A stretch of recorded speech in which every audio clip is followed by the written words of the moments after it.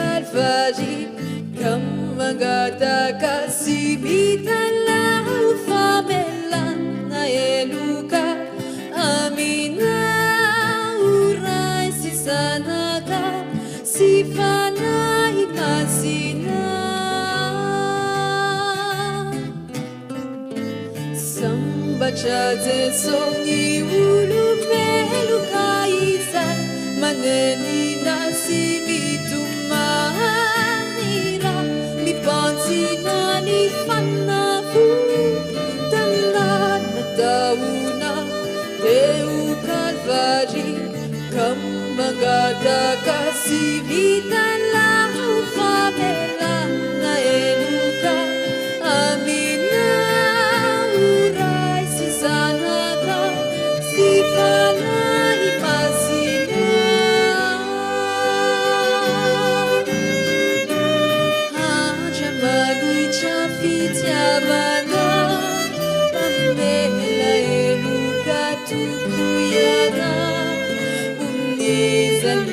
Zauluna vibitala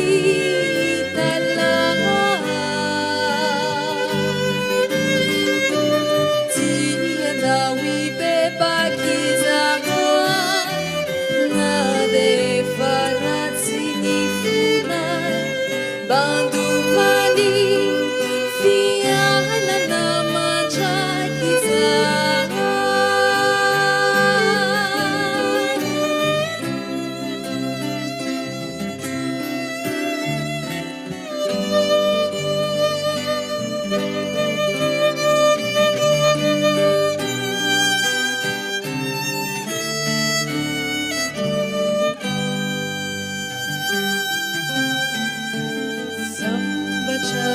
Sogni ulupelu kaisan manenina simitumahira mipansina ni fanafu dalan na tauna teu kalvari kamangada kasimitan lahu famela na eluka amina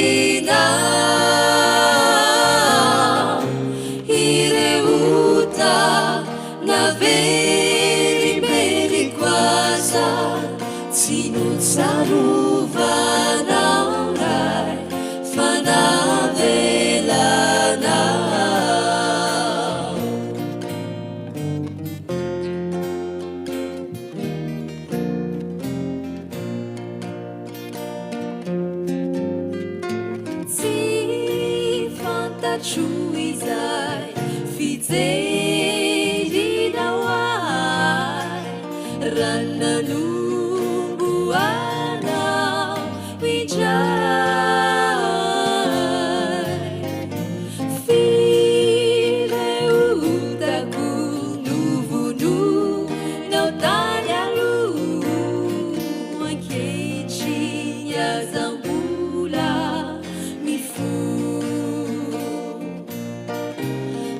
mamijafo hamikurirai tiuviawadio fazanaka hetsaruku nifahadisuku sasau madio mauritumpu hadio tuana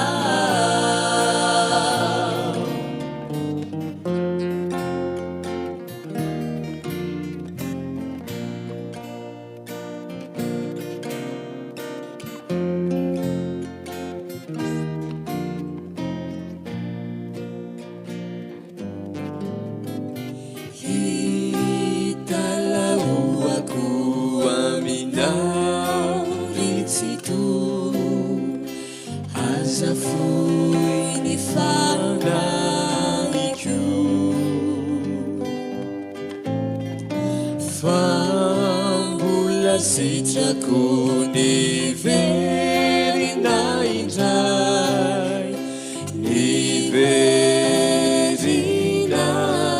indray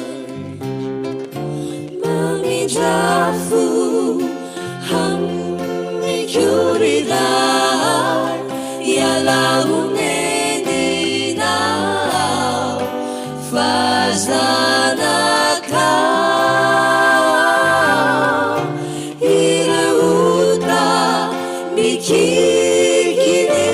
kikinefanai sasau madio rery tompo hadio tuana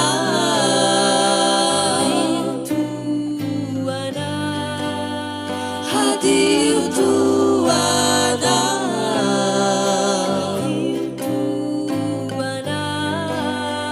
hadio tuana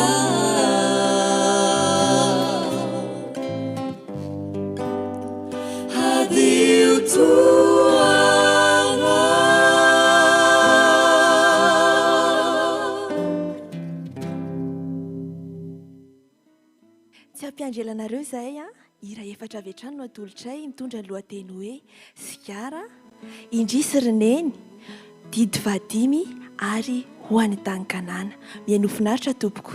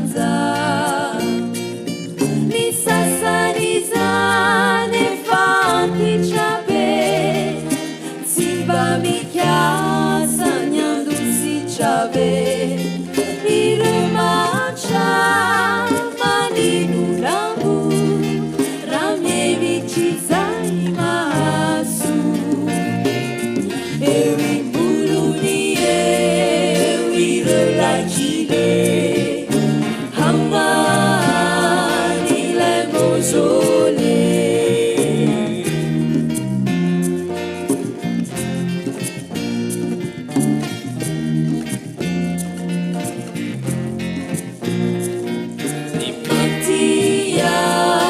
suantuka deirezaici bavofatuca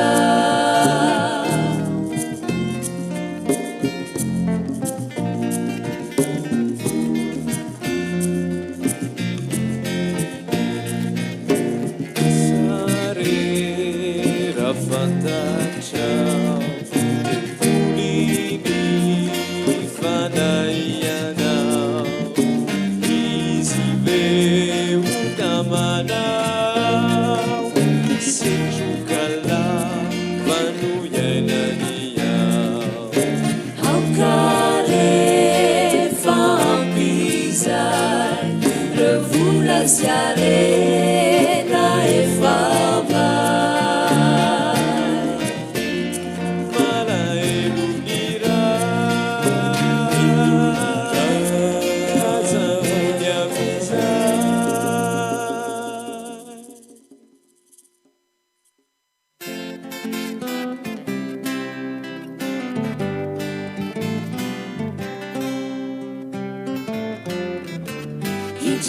Jayandrizai dia nisitantara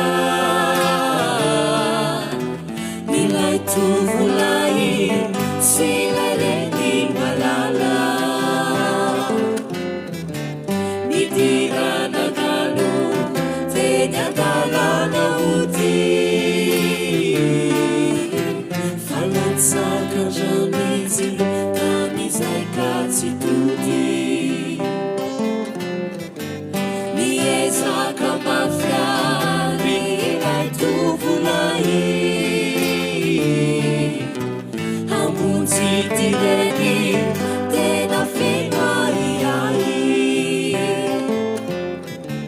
Harau reritani mizoteni guizamu Te manana finuna favovunzikianau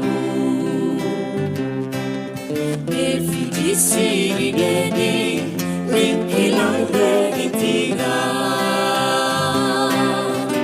Sinulai sinamansi ilai fanapina Nigurupa nawe mana votena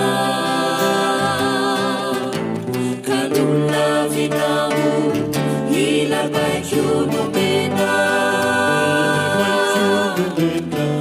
Sirineni, rinkineni malala Deivanu nasara, diviti tantara Injangecini, injumati anau Hitumanya rinenu, hitumani anau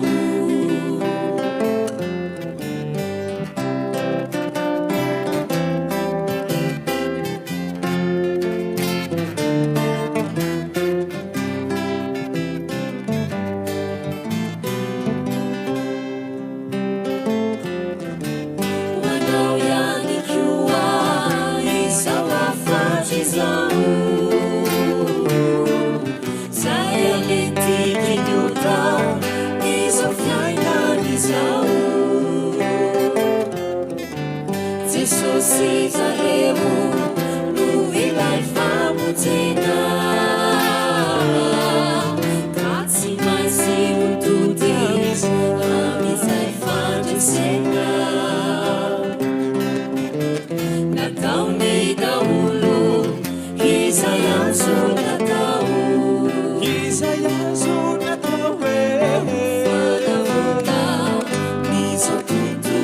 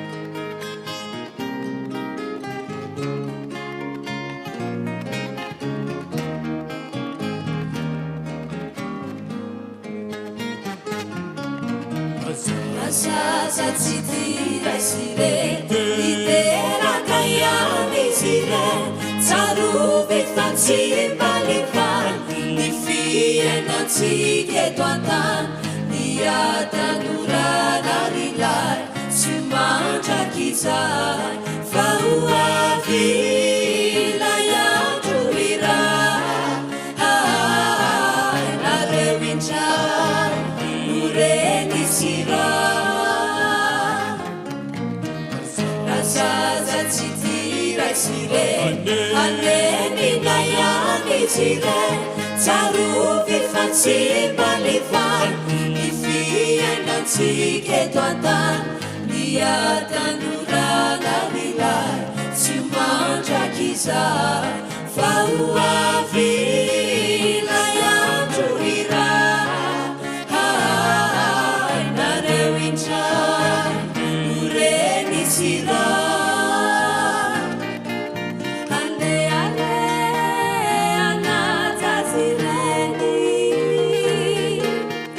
fa izany no valy bebeno tsy horavazay fanatena ana andeazainare reo lakanitana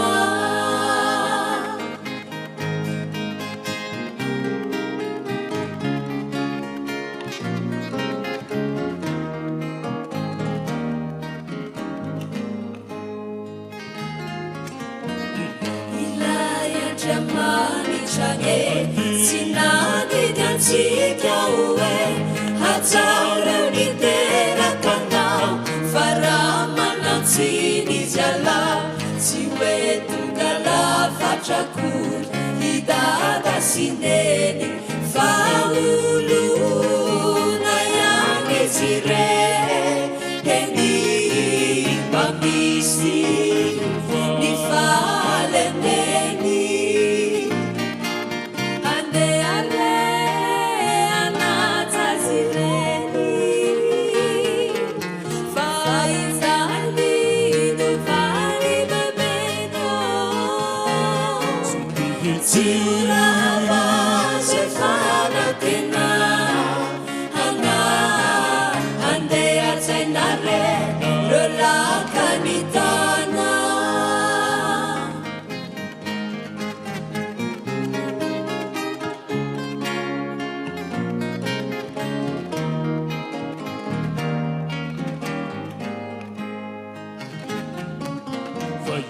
hitao tsy manantsy nididiny ray fahady hajareo ray amandray eno izy ramba miteny fa tolotry zay matan ireo fikasana fa tolotry zay matan anareo teny mafy ny fikasana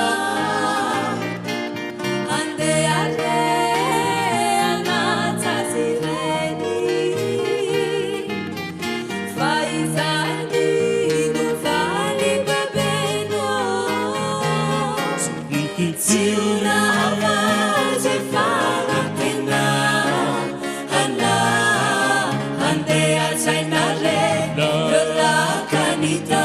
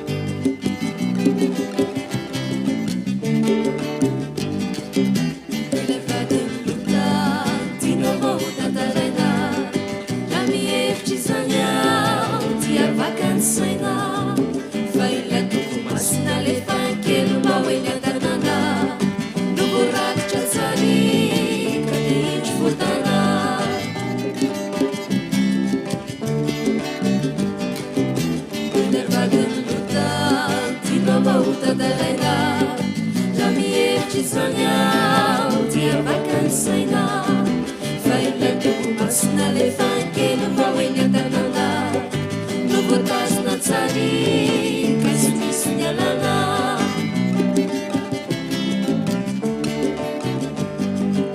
tena editra mantsy labakonorena hoe mandana mantositra ity firenena tena nakiansany ty vadiny lota raha nefa tavela fananinona koso ho eny avataniany no tafanositra tany falifosy fanay tena vela lioany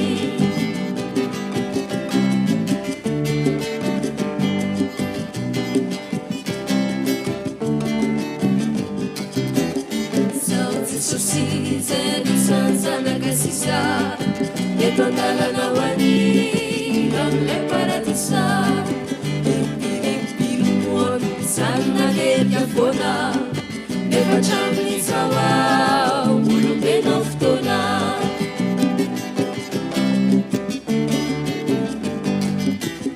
zao Jesosy zay nisanjanaka sisa eto andalana hoany amilay paradisa impirimpirimoany sanina lerika foana nefa traminy zao ao olombenao fotoana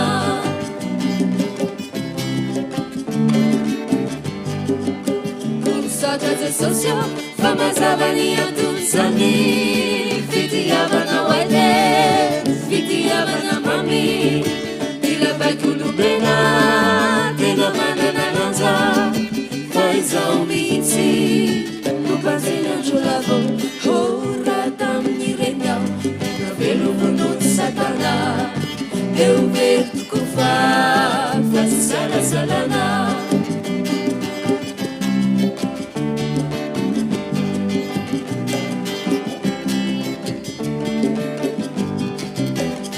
sotra Jesosy fa mbola tony fozay mpiasa ohijaly fanay mbola reko miasa mijoro matoky amizay mazavatra tena irina tsy avery mitsony ao zao rehetratra olina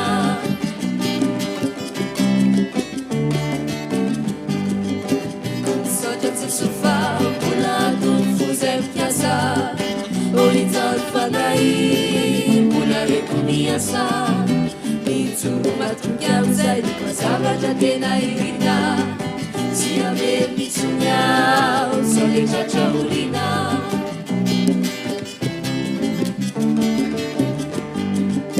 tena teritra mafy tokoa lay satana raha misy miala amiraha fahota tsy manaiky niaraka aminy tsy malahelo ny fony kody ampiasainy daholo nare olon-dratsy nalozana vony re loza Septambra tsy mety omitony tena tsy mety omitony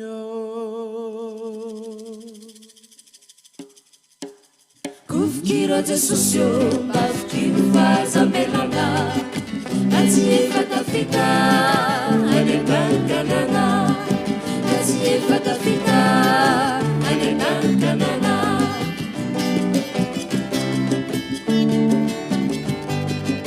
na tsy efa tafita any an-tankanana na tsy efa tafita any an-tankanana na tsy efa tafita any an-tankanana na tsy efa tafita any an-tankanana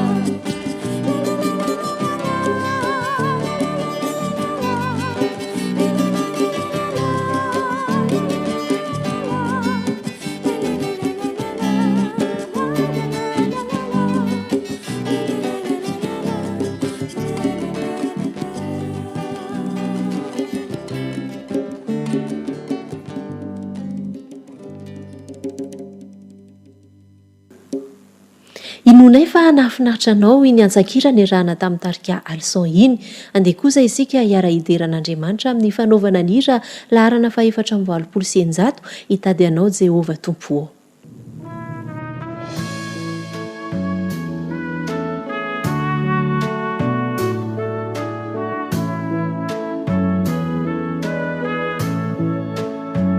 Hitady anao Jehova Tompo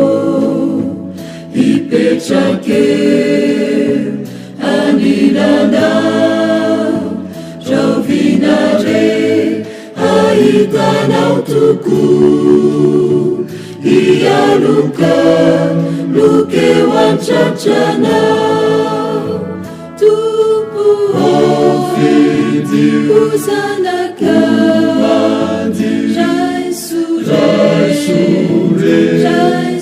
raisure natsimendrika deuanao nifu raisumba uanao turituku itadyanao jehovao timiununa ratsewanilana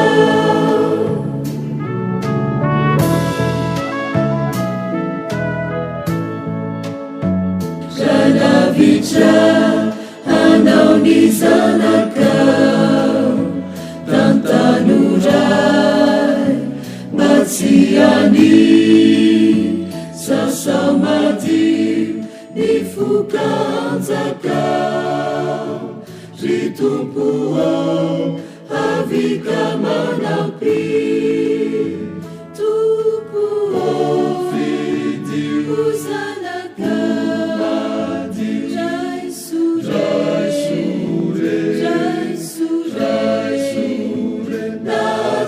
Mendrika deuanao nifu raisumba uanao durituku itadyanao jehovao timiununao ratsewanilana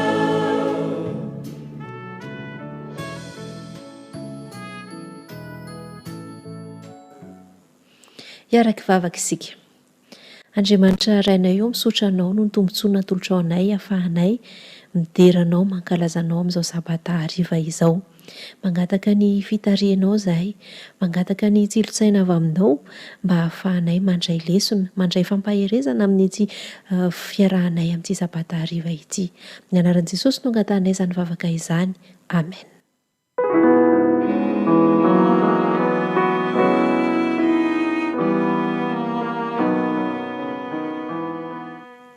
Araka ny nambara tany am-piandohana dia maro ireo fandaharana nokarakaraina ho antsika amin'ity sabata hariva ity. Misy ny fandaharana ho an'ny ankizy fa mialohan'izay aloha ny araka ny fahafantatsika isaky ny sabata amin'ny telo tahaka an'izao no anarahantsika ny fandaharana izamoa izay karakarain'ny departementan'ny fitantanam-pianana kristiana eo anivon'ny FMC. Ny fandaharana fahatelo no andeha ho arahantsika amin'ity sabata ity. Kwani yala kaya inasana domino ayana tsara utanji fini ni alitara wanchanukua. Raha miresaka ny amin'ny antsoina hoe fitantanam-piainana kristiana isika dia anisany misongadina indrindrao ilay antsoina hoe talenta. Azonao sara tsaina avy hatrany angamba fa hiresaka mandidina ny talenta isika, idindinika mandidina ny talenta isika, misy ny fiofanana izay efa hoentin'ny mpandahateny amintsika atao anatin'ny horonan-tsary. Eto izahay anefa dia mankasitraka sahady ianao ny amin'ny fahavononanao hiaraka aminay eto hatramin'ny farany, kanefa ihany koa hisaorana sahady ny efa nerahanao taminay tao anatin'izay andro vitsivitsy izay, andro vitsivitsy izay tsy navelantsika nandalo fotsiny fa nafahantsika ihany koa nanovo taridalana ny amin'izany hoe fitantanam-piainana kristiana izany. Voaray ny tamberikafatra avy amintsika tsiraray avy, isan'ny hery manosika anay ireny hikatsaka ny tsaratsara kokoa ho anao hatrany, ka izay nahatonga anay hifantina ny loha hevitra amin'ity anio ity mikasika ny hoe talenta, inona ny azo resahana manodidina azy io. Tsy ho lava resaka izahay fa indro ary atolotra anao ampitiavana izany fiofanana sy taridalana izany.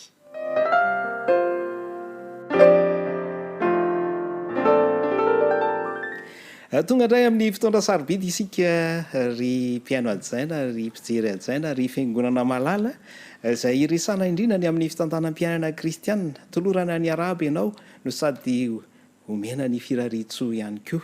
miaraka amintsika eto ny taleny départementa ny fitantanam-pianana kristianina amin'ny fédération na Madagasikara foany dia tsy izy akory izany fa ny pasteur raha tsy mba zafy lalany aina fa le miarabanao pasteur. Miarabantsika rehetra mpanaraka ny fandarana, miarabantsika rehetra any amin'ny fiangonana rehetra misy antsika any ary miaraba ny vola hery ihany koa.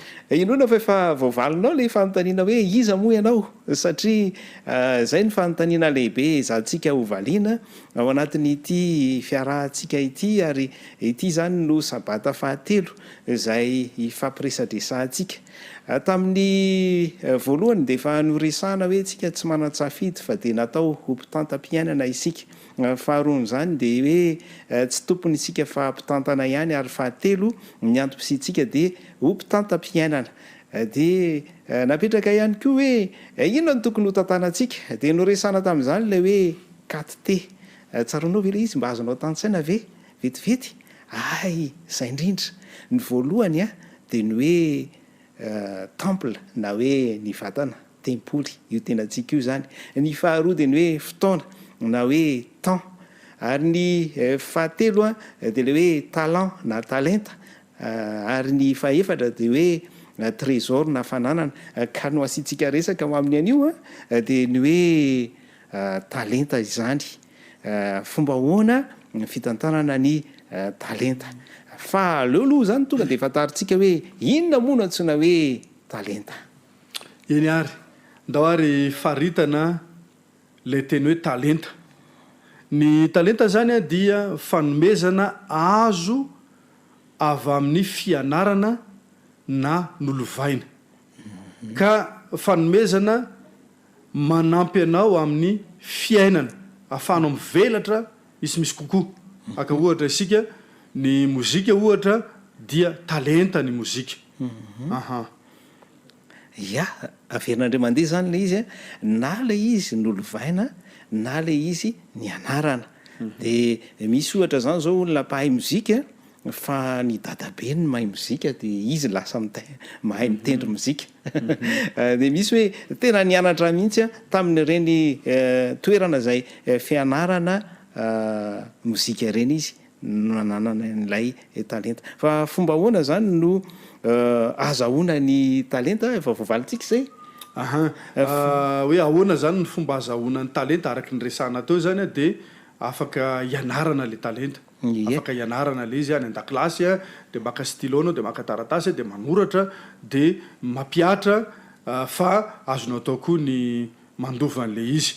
Ny ohatra ndraisika moa dia lay mpilalao baolina malaza atao hoe Pelé tamin'ny fotoan'androny.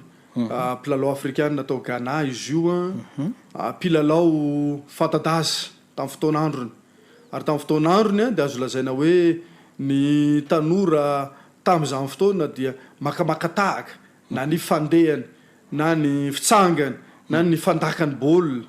I Pelé dia nanana zanaka roa mirahalahy izy ary ireo zanany roa mirahalahy ireo dia samy nanao baolina avokoa izy ireo ary samy kalaza lahy tamin'ny filalaovana baolina. Eto zany dia tanteraka mihitsy le teny hoe ny fampiarana dia mahatonga anao ho tsaratsara kokoa. Ny fampiarana dia mahatonga anao ho tsaratsara kokoa. Ya, apetraka tsara. Lay mpilalao baolina kitra ganianina dia nananjanaka roa izay nanahaka azy tamin'ny sehatry ny baolina kitra. Izay zany no talenta sady nolovaina izy io zany no ny anarana. Zay indrindra, zay indrindra. Dia ny zavatra apetraka zany dia ny hoe mila mampiatra isika mba ampivelarana ny talenta. Aloha asiantsika resaka misimisy kokoa izay fampivelarana izay pasteur.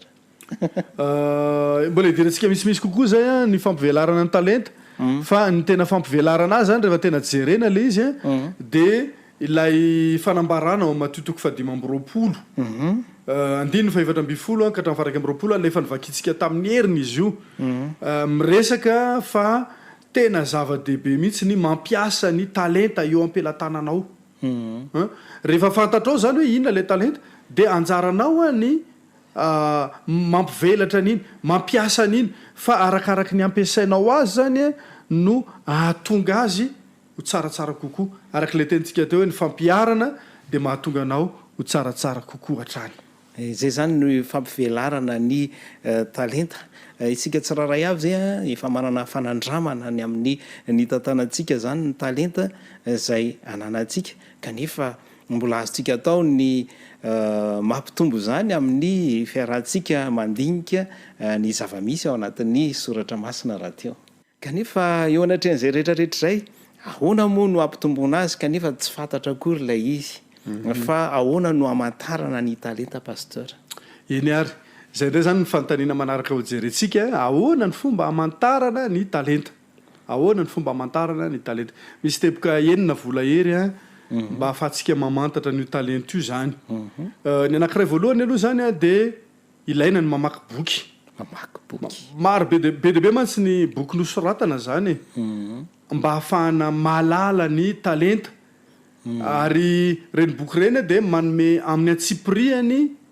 ny ataontsika hoe toetra ny olona anankiray a manana talenta anankiray de ilaina zany ny mamaky boky zay zany ny teboka anankiray voalohany ny teboka anankiray faharoa de zao zava-dehibe koa ny manao test zany any amin'ny fiangonantsika efa nahazatra antsika hatramin'izay a manao an'le testana fanomezam-pahasoavana na testana talenta misy fanontaniana valiana de manome noty ianao 1 2 3 4 5 de kajina any amin'ny farany hoe firy ny pointanao ary rehefa jerenao any amin'ny takila manaraka de milaza hoe raha nahazo noty vaika hatramin'izao ianao a de zao zany ny talentanao raha ohatra ka nahazo noty ka hatramin'izao ianao a de zao ndray zany a ny talentanao ka manao testa zany a fomba anankiray ihany koa zany zay a amantarana ny talenta ny teboka fahatelo a vola hery a de ny vokatra azo zany hoe raha ohatra ka mahavita zavatra tsara ny olona anankiray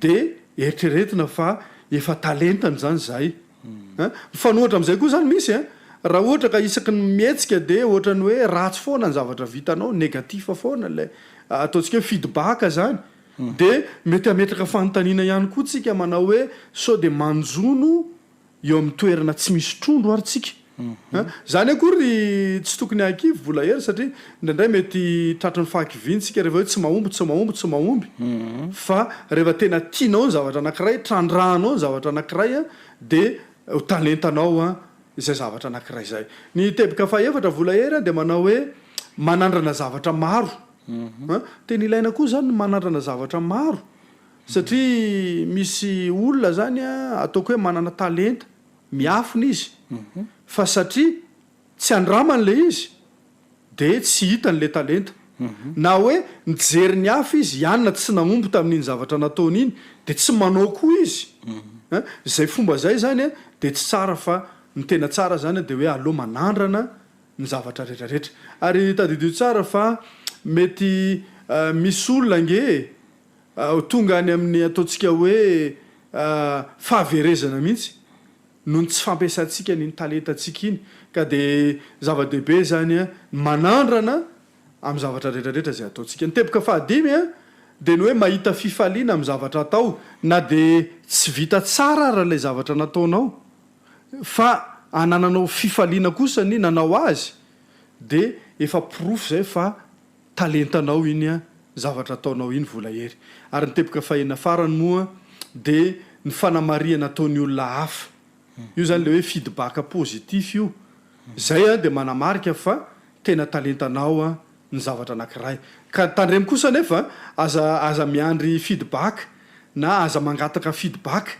fa mampandainga zany ny zavatra ohatran'izay ndray ny olona hoe tsara nefa tsy arak'izay le izy ndao averina kera reo teboka enina reo vola hery andeha ary ho jerentsika reo teboka enina teboka voalohan'ny resana de hoe mamaky boky am'izao vanim-potoana izao moa ohatra nefa maro reo kamo mamaky boky kanefa de ilaina zany ny mamaky boky ny teboka faharoa zany a de hoe ilaina ny manao test tsy test PCR ihany zany natao fa testana talenta koa de ilaitsika mihitsy ny manao azy de iny lay noresahana hoe efa nomena sika tany am-piangonana hoe fataro ny talentanao de nisy fanontaniana maromaro napetraka de rehefa avy eo atambatra ny valim-panontaniana de fantatra hoe inona avy ny talenta anananao ny teboka manaraka pasteur ny teboka fahatelo zany a de ny hoe vokatra azo ny ny vokatra azo zany alalana koa hoe talentanao le izy vokatra tsara ve no azonao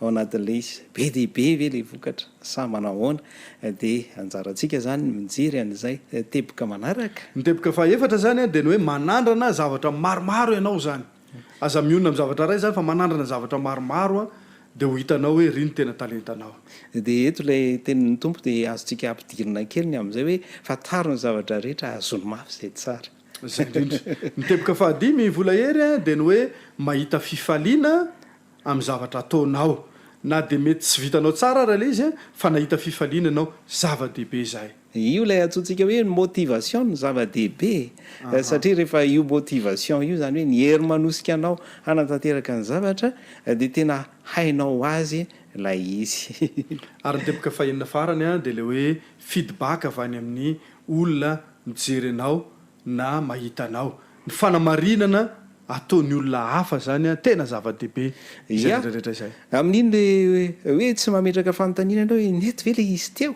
nety ve le izy teo fa raha vao ohatra ka hoe nety ve le izy teo dia hoy ny olona hoe tena nety kanefa mety ho diso zany le valiteny amin'izay fotoana zay fa raha ohatra ka tonga dia milaza n'lay feedback fotsiny ny olona dia hitanao eo zany hoe tena mahomby ianao fa itya fanontaniana anankiray lehibe pasteur sady manitikitika hoe inona natao hoe manararoatra amin'ny fomba tsy izy ny talenta manararoatra amin'ny fomba tsy izy ny talenta inona ny atao hoe fanararotana amin'ny fomba tsy izy ny talenta raha ohatra ny talentanao a ka ampiasainao anandratana ny tenanao na ataontsika hoe hitondranao amin'ny fafinaretana arano fotsiny dia manompo any fahavalo ianao amin'izay fotoana izay ary amin'izay fotoana izay a dia ohatrany hoe manararoatra amin'ny zavatra tsy izy a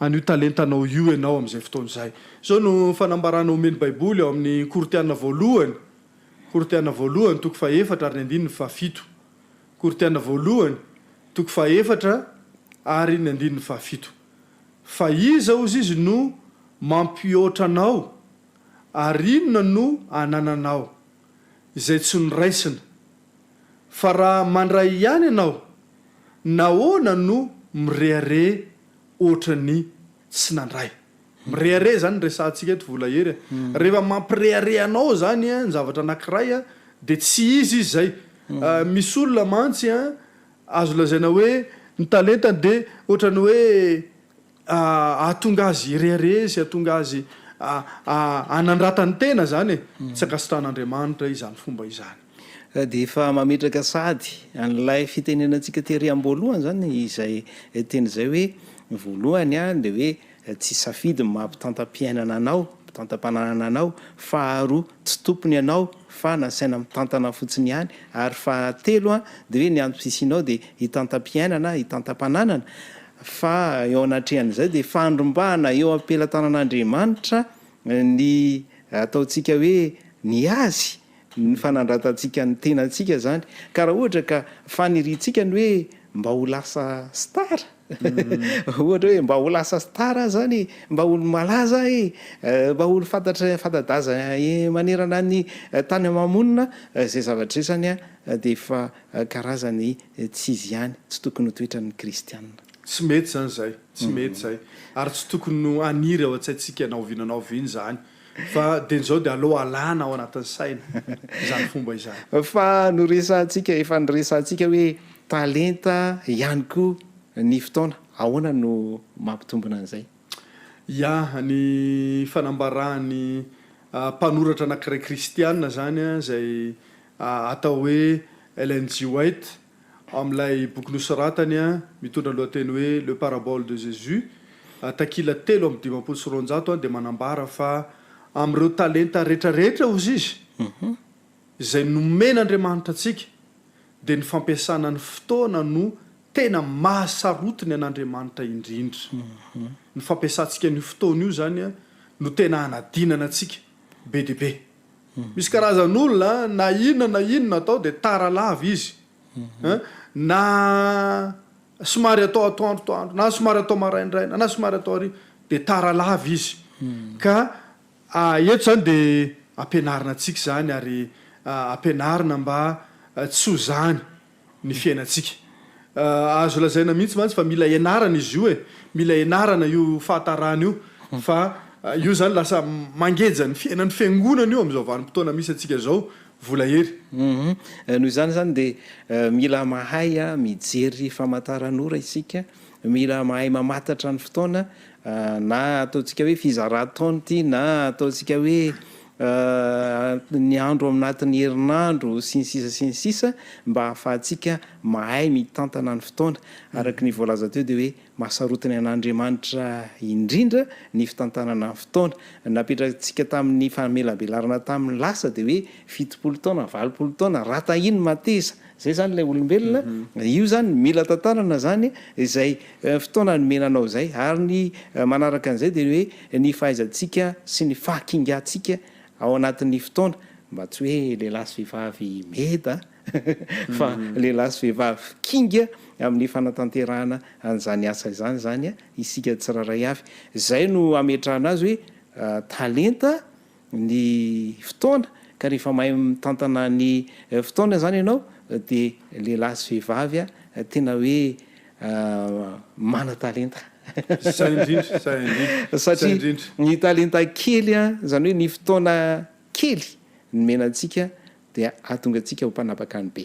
Ok, misy mpanondro anankiray zay moa volahery miteny hoe ny olona anankiray mahay mitantana fotoana ozy izy de hoe tsara ho azy niteraka teto an-tany fa ny olona anankiray tsy mahay mitantana ny fotoana taralavy izy isaky misy zavatra taralavy izy de mifanohatra am'izay ny zavatra misy eo amin'ny fiainana. Ka ny zavatra tiako resana antsika farany zany de ny hoe ny baiboly mihitsy ane de manana an'izay fahaizana manaja fotoana zay ao amin'ny Galatiana 4:1-4 de ambaran'ny baiboly rehefa tonga ozy izy ny fotoan'andro de ny raha n'Andriamanitra ny zanany nateraky ny vehivavy nateraka teo ambany lalàna. Misy fotoan'andro koa zany na ny baiboly azy misy fotoan'andro atongavan'i Jesosy, misy fotoan'andro andefasana an' Jesosy aty ambony tany ka de alahoery zany ny fanajantsika ary ny famantarantsika izany talenta izany.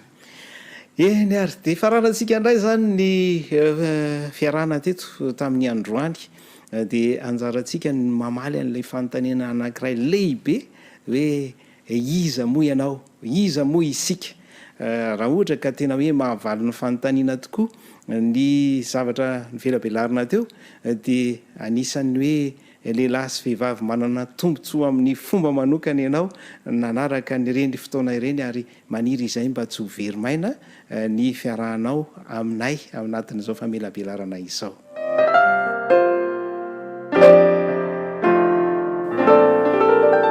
Mifarana sahady ny fandaharana everinay fa betsaka isika no afaka mba nisintona ihany koa nanavao nanatsara nanintsy na nitondra hevi-baovao ihany koa manodidina an'izay resaka hoe talenta izay fa faly ny fonay na fantatra fa ianao dia afaka niara-disy niara-dalana taminay teto nandritra izay fotoana vitsivitsy izay eto am-pamaranana dia isaorana ilay Andriamanitra tobotsika nafahanana natotosany fiarahana teto tamin'ny anio ary manome fotoana anao indray izay amin'ny fiaonantsika ho amin'ny manaraka veloma toko.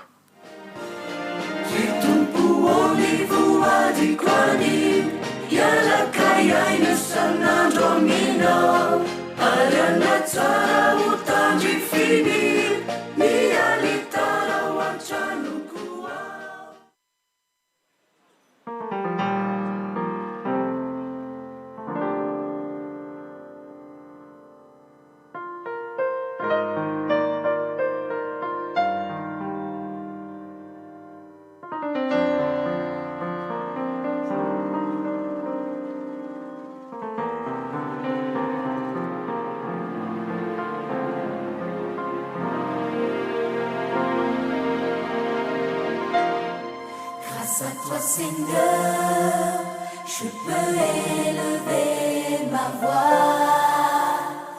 Tu m'as ouvert les bras et tu es toujours là. Grâce à toi, Seigneur, je vis dans ton amour. Car sans toi, oui, je sais. Jamais je je le tiendrai. Grâce à toi, Seigneur, je peux élever ma voix. Tu m'as ouvert les bras et tu es toujours là. Grâce à toi, Seigneur, je vis dans ton amour. Car sans toi, oui, je sais, jamais je ne tiendrai. Grâce à toi, Seigneur, je peux prouver ma foi. Tu m'as ouvert les bras et tu es toujours là. Grâce à toi, Seigneur, je me chancellerai. Car sans toi, oui, je sais, jamais je ne tiendrai. Avec toi je vis, en toi seul je prie, ma vie est en toi. Ma vie c'est toi, tu es tout pour moi. Sans toi je ne suis qu'une ombre sans vie, et je ne suis rien sans tes mains. J'ai besoin de toi,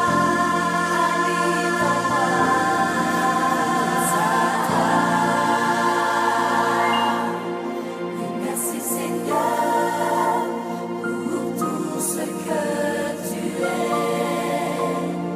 Tu m'as ouvert les bras et tu es toujours là. Grâce à toi, Seigneur, mon espérance est grande. Car sans toi, oui, je sais, jamais je ne tiendrai.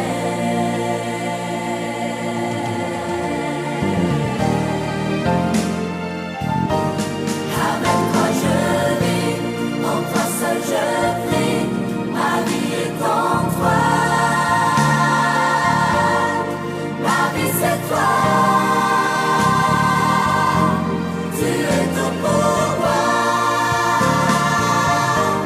Sans toi je ne suis qu'une ombre sans vie, et je ne suis rien sans tes mains. J'ai besoin de toi,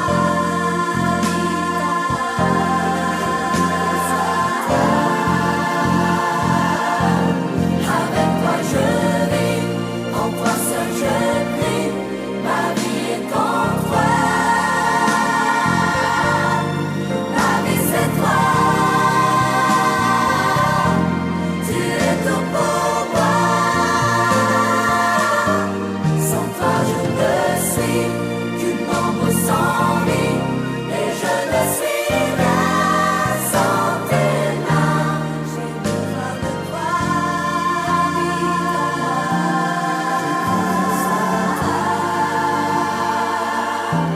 j'ai besoin de toi, grâce à toi, j'ai besoin de toi,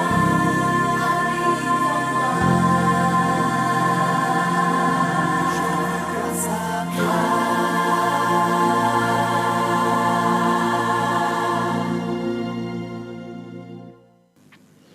Tahoriny ny fandaharana izamoany entin'ny departementany fitantanam-pianana kristianina iny dia inonay fa mbola miaraka aminay ny ankizy sy ny tanora. Alohan'ny hidirantsika eo amin'ny tantarany Zilsoa izay resantsika mikasika ny fankatoavana dia andeha aloha ataontsika ny hira oramamy.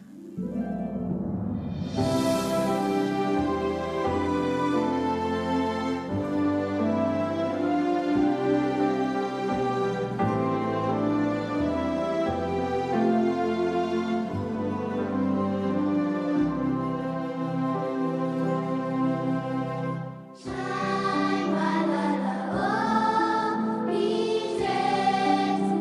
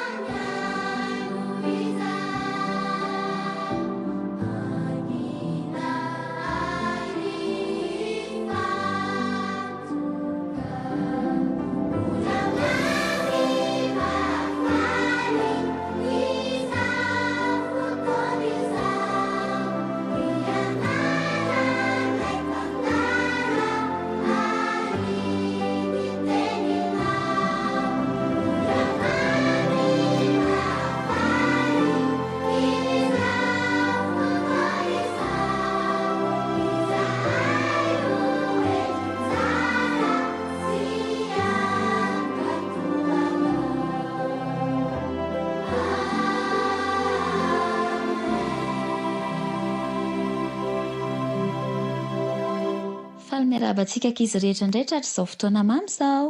Mino aho fa efa samy nira mafy be daholo nareo e. Dia aloha isika mbola hivavaka mba hanomboantsika ny hafatra ho anareo. Iary hivavaka isika rankizy. Andriamanitra ray misaotra trano izay ankizy satria manana fotoana mamy ary fotoana manokana hanovozanay hery sy fahalalana avy aminao.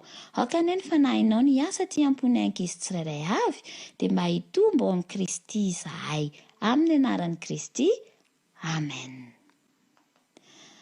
Androandray ary ny hafatra hoentina ho anareo rankizy dia amin'ny alalan'ny tantara kely. Dia tantara kely iray ahitana ny zily, isoa ary neny sy ilay mpivarotra. Ny lohatenin'izany tantara izany dia hoe mitondra fifaliana ny fankatoavana. Ahoana hono? Mitondra fifaliana ny fankatoavana. Arao tsara ary.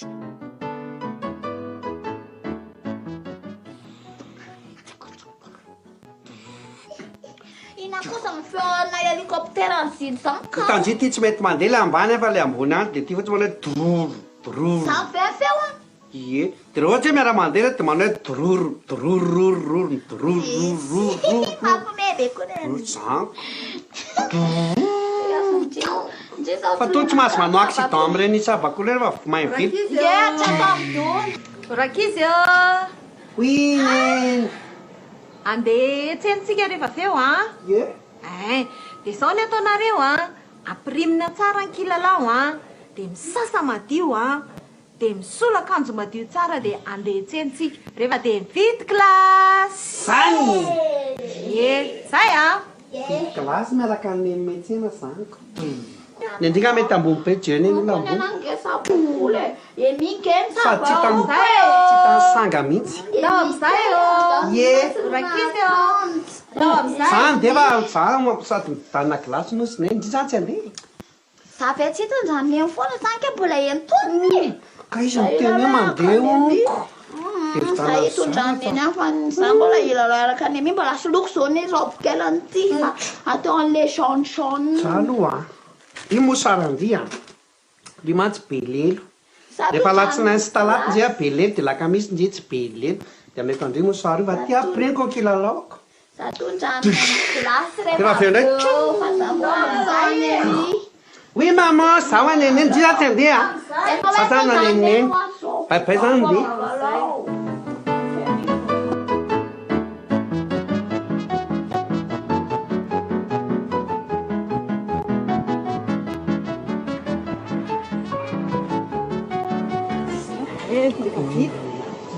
Pero beta be ny entana azotsika.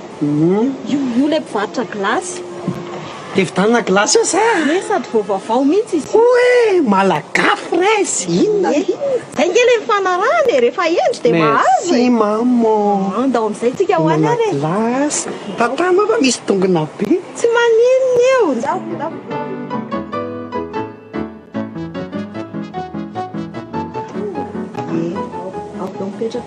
Petsaka mihinana gilasy. Ie.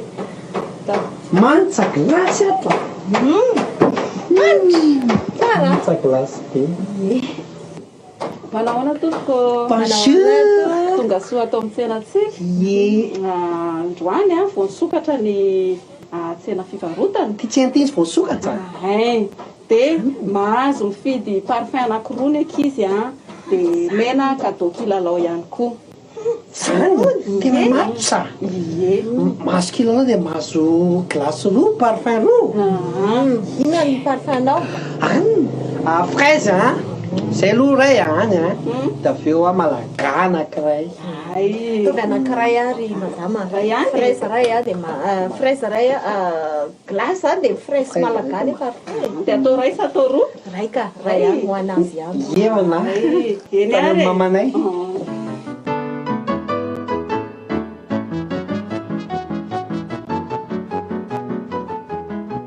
Le glace c'est dia ty le kilalao. Tiako ana. Verena zay manaraka. Saotra maîtresse moa sa mpivarotra. Varotra io fa tsy maîtresse. Ho any glacenao ary. Ty lalaoviko avy tena hoako sao dia sao. Azo tompoko.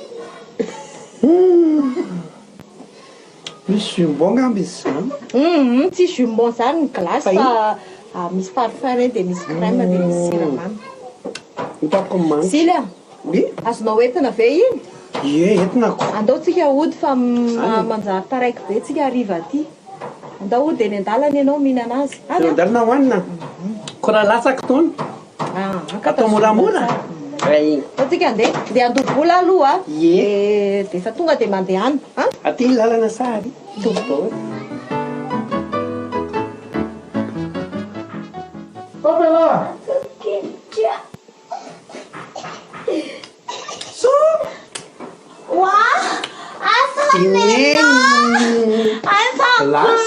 Sady misy fraise dia malaka Oay, tsara be glace. Trouve la parfum fraise le anankiray dia anankiray malagaly oatra Aiza le ana? Aiza ny otso zana raha vidanana oziny satria za makato retsaretsa fa aiza ny ana dia za glace? koa mbola nahazo kilalao napinoko aniny kilalao Aiza le glace na le chocolat ny ana? tsy fantatro zany neny ny tena an'izany fa tsy mihitsy an'izany mihitsy Aiza ny glace koa? Ay zany dia mampitomany Aiza ny ana? otso anatiko Ny ana hoany le chocolat? Kany anatiko glasiko tomany izany be zay glasy Le glace koa. sady mantra ny anazy Ny ana hoany le chocolat? Petralo soa. Petralo. Le glace koa ngatsy ny entinareo. Mihaino tsy tsara mitatry namena moa izy Zily aloha tsy miteny tsony. Dia soa mangina an'izay. Noho soa tsara. Tsy be dongodongo eo. Hitanao, efa mifanaraka tsika tamin'ny maraina zany sady zany. zany mihitsy Zany ve soa? alo na haino tsara e Efa zanga kely. Na kely azy ianao efa mifanaraka tsika hoe hiaraka hetsena dia rehefa avy eo mividy glasy. Ampirina ny kilalao dia misasa madio dia misola akanjo dia mandeha miantsena dia mividy glasy. Dia tsy nankatoso dia tsy mividianana glasy dia ahoana moa ny hitondrana glasy amin'ny lalana lavitra iny e? so za mahay mitondra Manaraka indray soa rehefa makato dia vidiana. Ka zany ka mbola kely dia aveo koa hitondrany amin'ny foana otso za koa mbola kely efa hoe mangina Mangina aloha. makatoa manaraka Fantaniana apetrako amin'ny soa. Ny ankizy kely ve afaka makato? za aloha makatoa Afaka? Dia manaraka soa rehefa makato dia hoentina mandeha mividy glasy. Sady ny glasy ange lasa rano raha vao hoentina aty an-trano e. na tonga Ka ny anazy efa ho lany. mbola tongodongina Manaraka indray. Zay mianatra amin'ny makato tsara soa. Lalao kilalao anao efetsy ny tomany fa manaraka makato Zay zay dia jerijirevana foana glasy ny olona efa kely be ty za koa aka amin'ny eny teka ny jeratany glasy ny olona mitony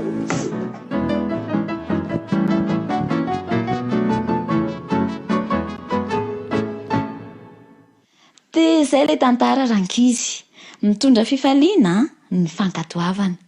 Mieritreritra rankizy soa fa rehefa mbola kely dia tsy voatery mankatoa fa hoe tonga dia mahazo foana. Dia no hazavaina taminy fa ilaina ny mankatoa ary rehefa mankatoa dia misy fifaliana entin'izany. Ahoana moa Andriamanitra rankizy? Aiza moa ilay tokony sy andinina atao antsika androany? Aiza ilay izy? Ie, ao amin'ny Isaia toko voalohany 7:20. Ndaony averintsika Isaia toko voalohany 7:20. Hoy Andriamanitra hoe raha manaiky sy mankatoa ianareo dia hihinana ny voka-tsoa amin'ny tany. Ndaony eo averintsika anareo? Ie, raha manaiky sy mankatoa ianareo dia hihinana ny voka-tsoa amin'ny tany. Aiza misy azy? Isaia toko voalohany 7:20. Azonareo tsara ve izany rankizy?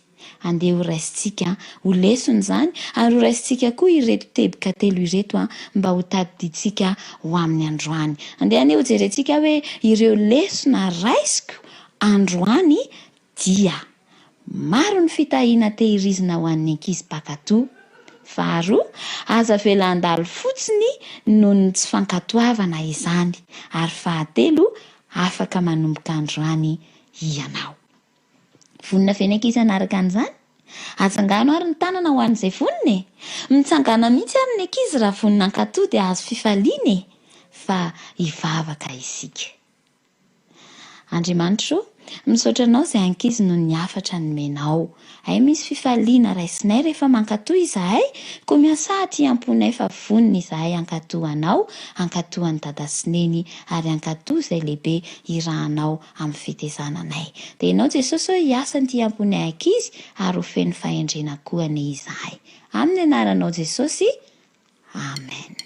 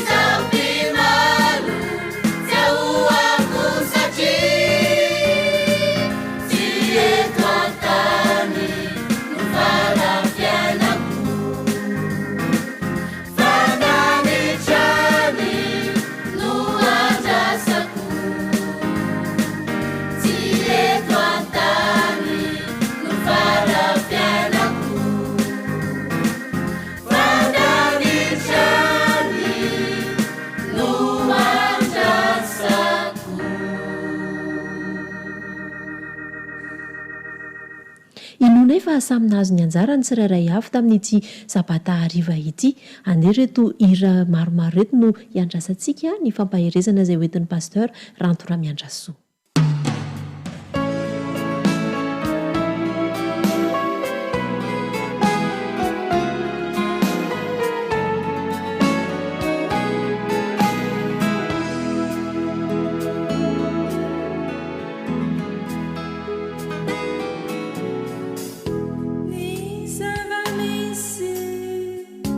Bom no dia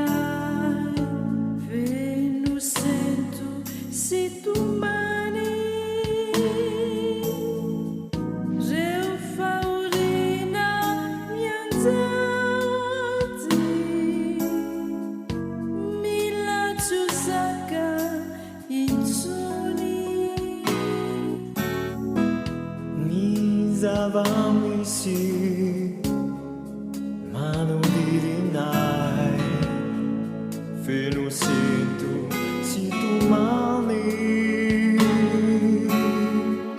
reo fahorena mianjady mira jiozaka intsony mitalawe o avenitere o esametanana yanarufanadenaku adriazuantuka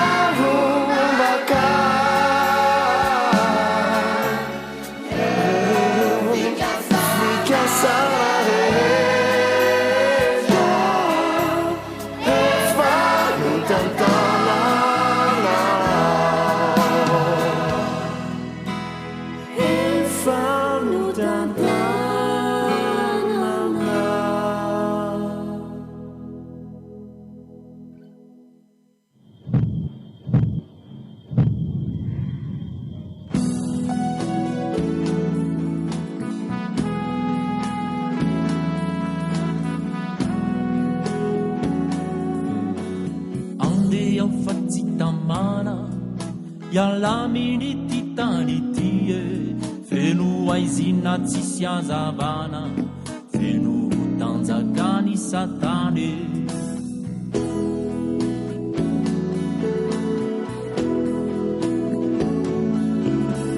fafandaluvana etu mitani tsihilau zanzentu tsimba misiza yantenaine andeau fazzi sentu Iruini Gerusalemme tanana masinare simisini mauriawe dausikiau ninau favulamena si vatusu nulala nami di ciao kaisare nu si maua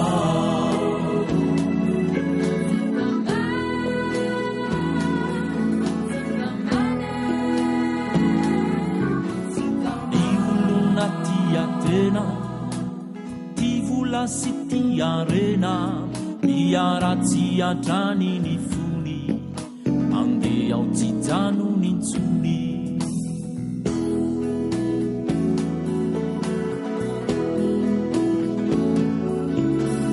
ny tany miasimbatrany ny olo natorak'izany ny any sisalazaiko andeha ao izay miraiko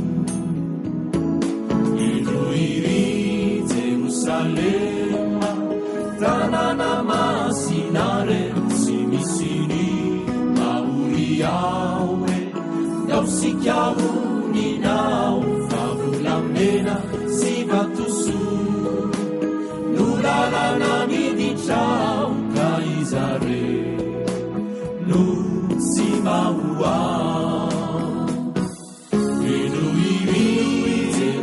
Jerusalema tanàna masinare sy misiny maory aoe iaosika oninao favolamena sy vatoso no lalana miditrao ka izare no sy mahoa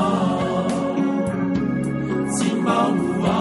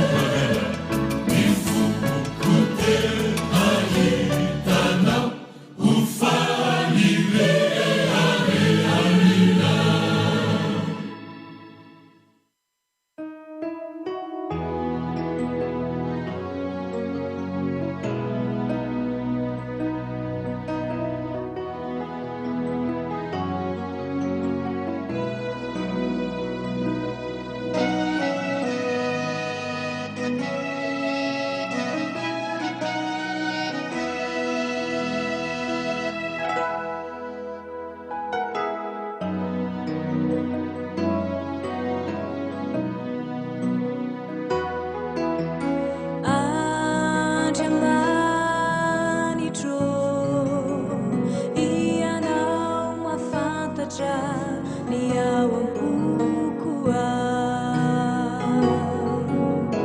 ainao avoko na dia tsy misokatra ireto molotro izay faniriko fantatra ireo sendoboko hitana na izay miafina indrindra dia miariary ho amina raha misy zavatra tadiaviko nefa tsy mahasoa ny hoaviko tompo sakano tsy ho tanteraka fa ekeko izay sitraka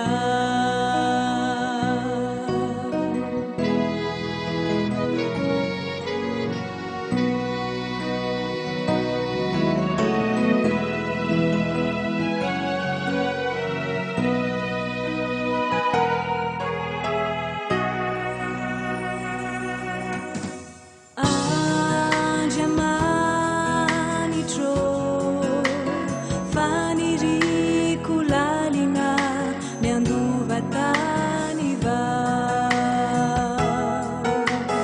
ny ampitsoko sy ny androm-piainako ankiniko amina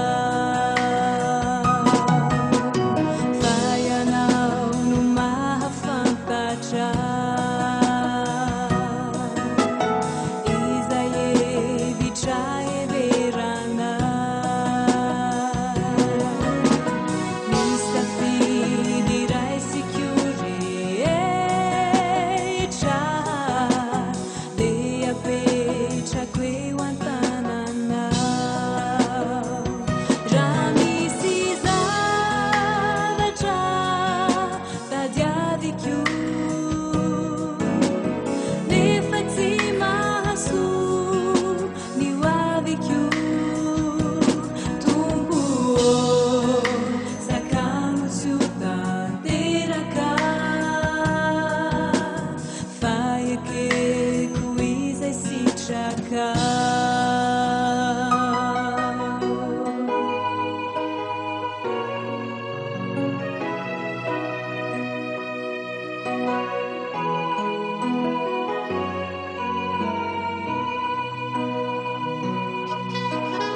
izay faniriko fantatra ireo sendoboko hitana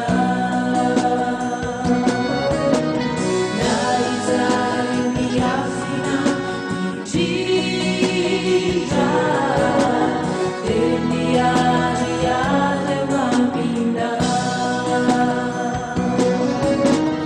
izay faniriko fantatra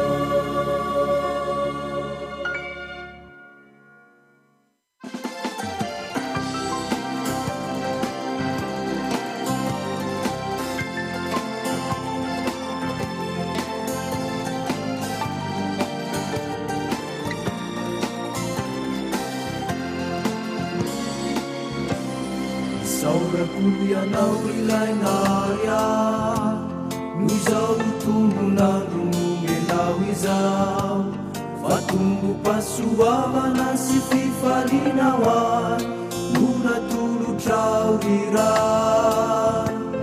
misaotranao ao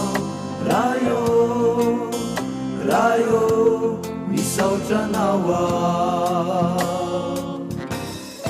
saurako ianao rilainaria no izao tombonandro nomenao izao fatombo pasoavana sy fifalinao ay no natolotrao rira misaotranao ao rayo misaotranao ao atolotroanao reo andro sisa iainako ka nopoko anao anaovako izay sitraka evononao anaraka anao ka naizanaizako hoe raha nirahanao ay de vononao ny andeha nasarotra zatoko e aritrao raha izay no sitraka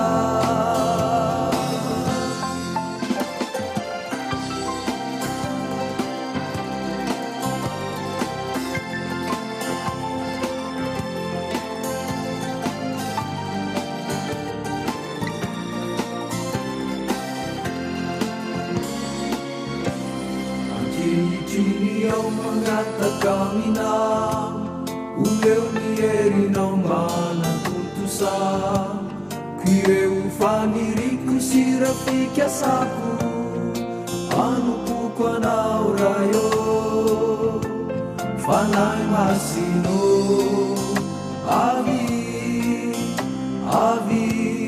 omeo heria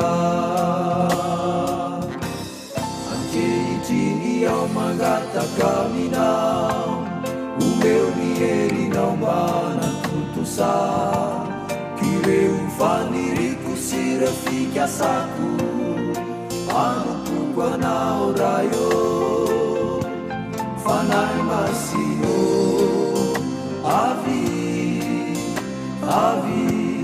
omeo heria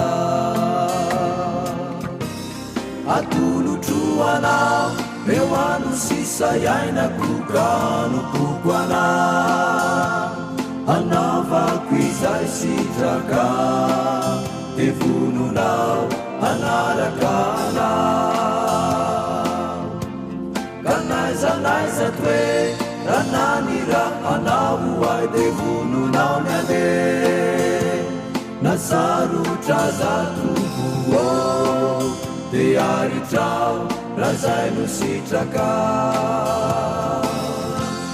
atolotro anao eo ano sisa iainako ka anopoko anao anaovako izay sitraka de vononao anaraka anao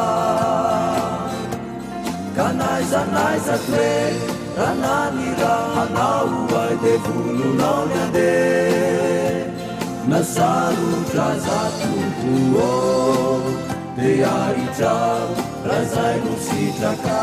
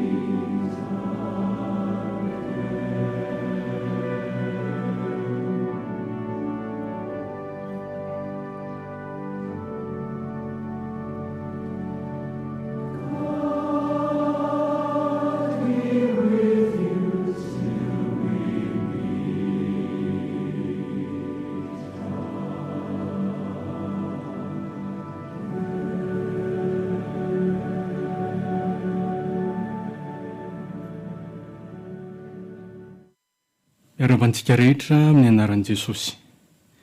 Mampitomboina amintsika ihany koa ny fahasoavany.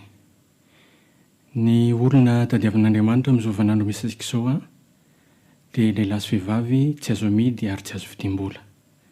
Olona mahatoky tahaka ny fanjaitra ny tondro avaratra. Olona mahasamanonona fahotana amin'ny tena anarany ary manapotsitra izany amin'ny masom-bovahany.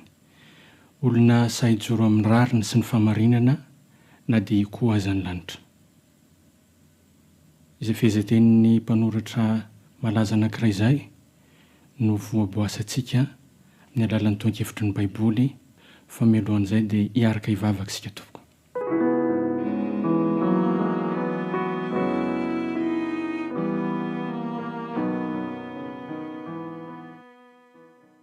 Fanamasinao, manasa ny fanatrehanao zahay mba ho eto anivonay ankehitriny, mba hitaridalana sy hanoro, mba ampitenenay araka ny sitraponao. Mitenena Jehova ao fa miaino ny mpanomponao. Noho ny anaran'i Kristy. Amen.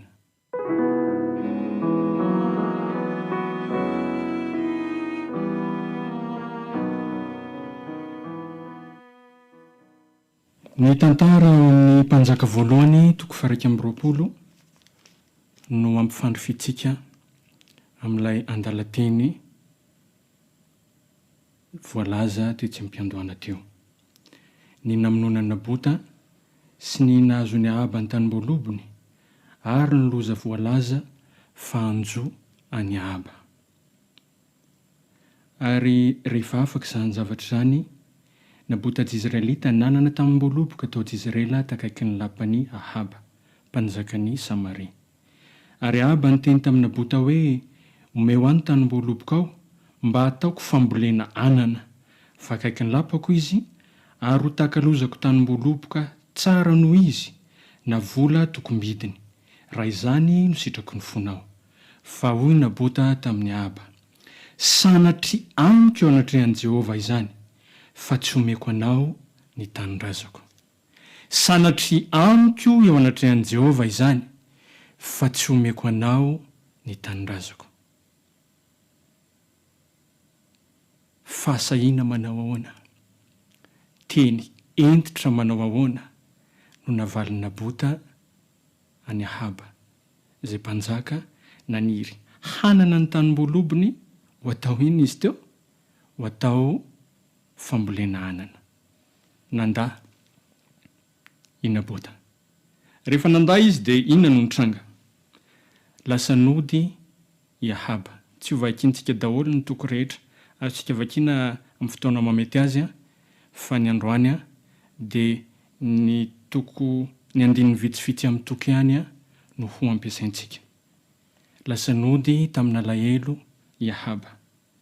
Ary rehefa tonga tany an-tranony izy, dia ho Jezebela vadany taminy, moa ianao tokoa va ny mpanjaka amin'ny Israely izao, merena mihinana hanina, ary aoko ravoravo ny fonao. Izao anomenao ny tanim-boloboko Nabota-Jizraelita. Ary Jezebela dia nanoratra taratasy tamin'ny anaran'i Ahaba ka notombony tamin'ny fanombokasehan'Andriana, ary ny taratasy dia nampitondraina any amin'ny loha olona sy ny manan-kaja tao an-tanànany.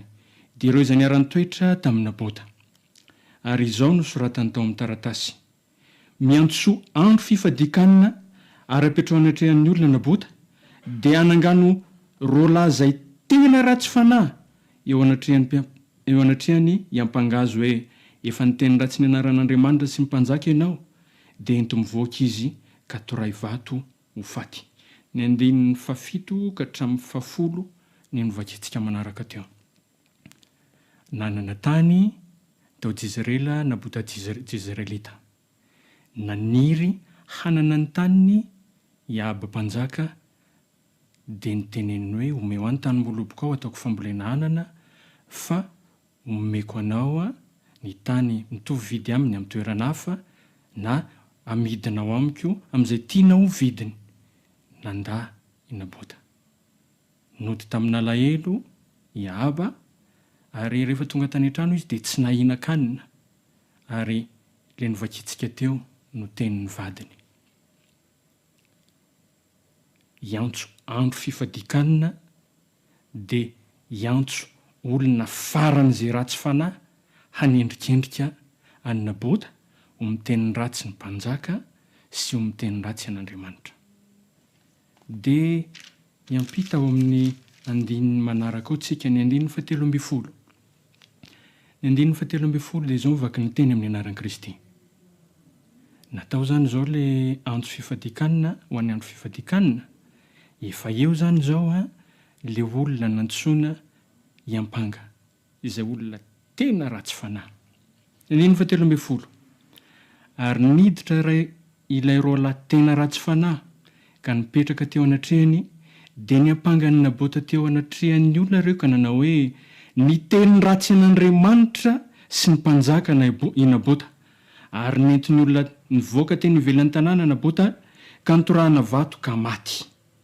Dia naniraka tany amin'ny Jezebela izy ireo ka nanao hoe efa nitoraham-bato i Nabota ka maty. Ary rehefa ren'i Jezebela fa voatora-bato Nabota ka maty, dia hoy izy tamin'ny Ahaba, mitsangana ka halao anao ny tanim-boloboko Nabota-Jizraelita izay tsy fono namidy taminao, fa tsy velona intsony Nabota fa efa maty. Ary rehefa ren'i Ahaba fa efa maty Nabota, dia niainga izy ka nidina nakany an-tanim-boloboko Nabota-Jizraelita mba haka ny tany ho azy.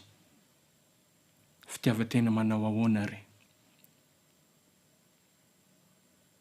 no nampiasany aba mba hamonoana anina bota ahazahoana ny tanim-boaloboka izay tanin-drazany.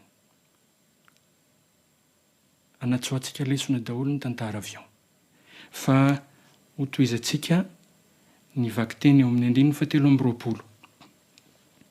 Ary ny amin'ny Jezebela koa dia nilazain'i Jehovah hoe ny alika hihinana ny Jezebela nivelany mandan'i Jezrela, izay taminga ny aba maty ao an-tanàna dia ho an'ny alika, ary izay taminga ny maty any an-tsaha koa dia ho an'ny voromanidina. Fa naninona no nisy izay toe-javatra izay?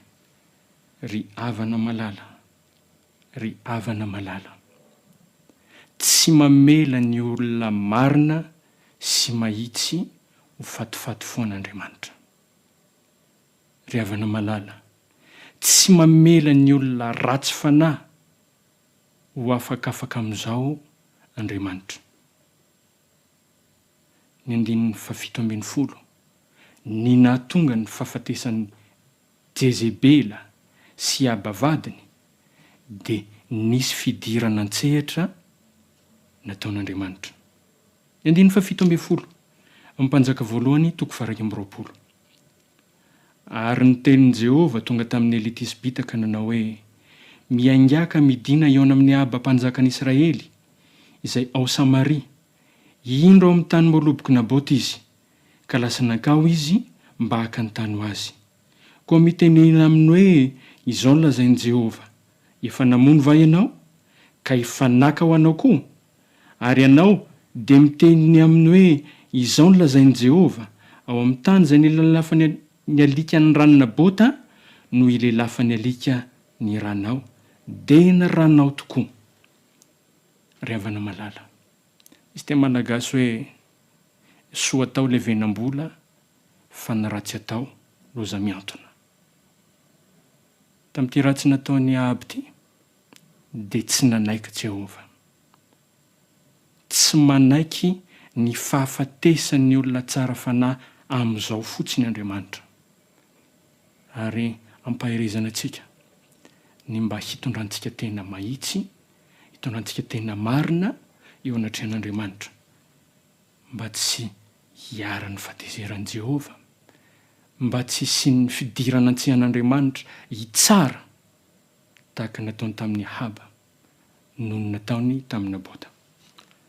Ary androany dia tiako ny ampahiry antsika fa na inona ataontsika ry havana malala dia manaraka antsika eny foana ny vokatry ny natao. Maty Nabota, eny. Maty noho ny tsirariny, eny. Maty noho ny fanendrikendrehana, eny. Fa nijoro kosa izy fa tsy hivarotra ny tanin-drazany izay anjara lovany tao Jezrela, nanaovana tsikombakomba ny nafatesany, endrikendrika no nahafaty azy.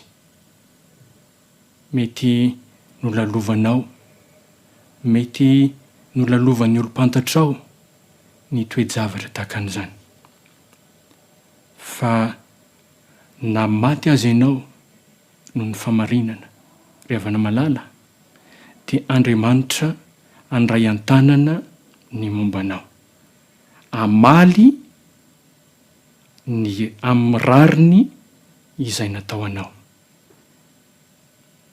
Nampanantena Jehovah naniraka ny Eli ampafantatra ny Ahaba ny anjo azy sy ny anjo an'i Jezebela. Fa andao ny evakitsika ny fahatanterahany izany tenin'i Jehovah izany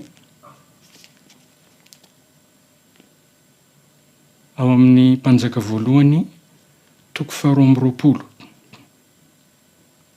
Mpanjaka voalohany 2:20, 7:30.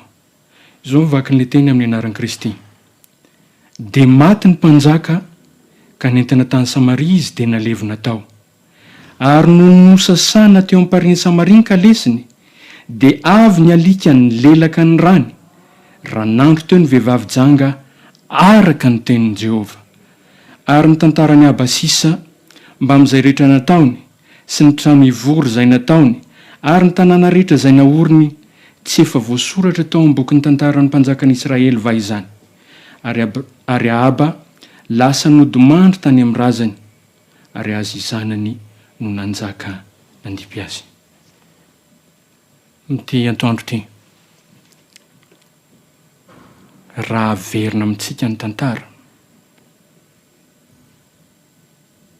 izay voasoratra manomboka ary amin'ny toko 1:20 dia ny joro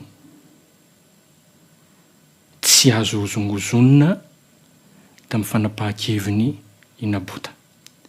Ary ianao izay miaino, ianao izay mijery ankehitriny, inona no zavatra tokony hijoronao tsy ho azo ozongozonina eo amin'ny fiainanao? Mety hisy olona loza be, mety hisy olona mpanendrikendrika hikonokonina, hijoro vavolombelona ho an'ny fanameloana anao no ny fahitsianao. Eny, tsy maninona izany. Fa Andriamanitra no hiady ho an'ny olona mahitsy sy marina. Araka ny vakiteny teo dia voasoratra ny tantarany Aba. Ny mahinontsika teto ny tantarany Aba sy ny hafarany no lelafiny alika teo amin'ny toerana ny lelafany alika na ranona bota ny rany. Ary ianao izay miaino ankehitriny, ianao izay mijery ankehitriny, inona no tantara ho soratana ho anao? Inona ny tantara ho tantaraina mahakasika anao? Fa tsy maintsy handray ny valin'asany, tsy maintsy handray ny valiny nataony ny tsirairay avy isam-batan'olona. Olona manao ahoana ny tadiavin'Andriamanitra amin'izao vaninandro misy antsika izao? Lehilahy sy vehivavy tsy azo amidy ary tsy azo vidim-bola. Olona mahatoky tahaka ny fanjaitro ny tondra varatra.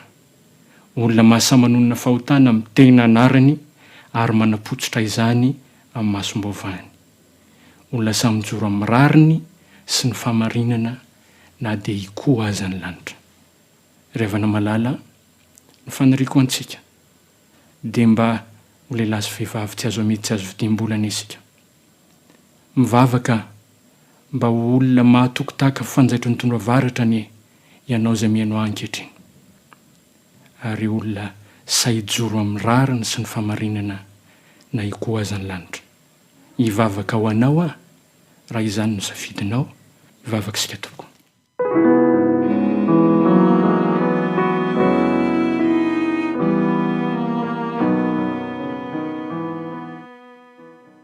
Ray malalo, mba ho tehirizinao aty anatinay eny teny, ka izanay misafidy, safidy tsara, hijoronay amin'ny rariny sy ny famarinana.